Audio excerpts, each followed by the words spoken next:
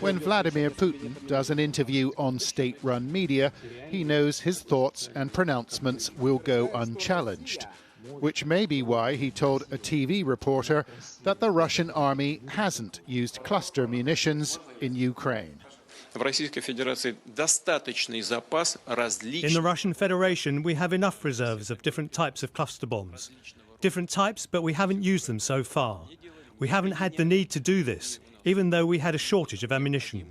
The Russian president knows these weapons are controversial, and he seemed to take a principled view before threatening to use them on the Ukrainians if they strike first. We've never used them, but of course, if they use them against us, we have every right to mirror their actions. There's a problem with Putin's viewpoint. The Russians have been using cluster munitions since the beginning of the war, like Kharkiv, the country's second largest city. Civil rights group Human Rights Watch says the Russians dropped cluster bomblets on at least 3 residential districts at the beginning of the war. Then there's Kramatorsk, where 2 missiles fitted with cluster bombs were dropped on and near the railway station. 63 people were killed. Russia said the Ukrainians fired on themselves. Russia was using all types of weapons they have. Every type of weapon Russia has, they have already used. They use thermobaric weapons, phosphorus bombs, cluster munition. So everything except for the tactical nuclear weapons, which Russia uses as a bargain chip.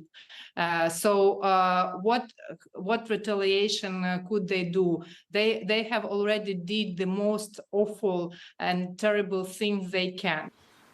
Putin may be stirring the pot after US President Joe Biden agreed to supply cluster bombs to the Ukrainians. Biden said they were running out of ammunition. That decision caused much discomfort. The UK and many other countries have signed a treaty banning their use. Cluster weapons kill indiscriminately, and unexploded bomblets can linger for years. There's another way to understand this, however. It's all about public opinion.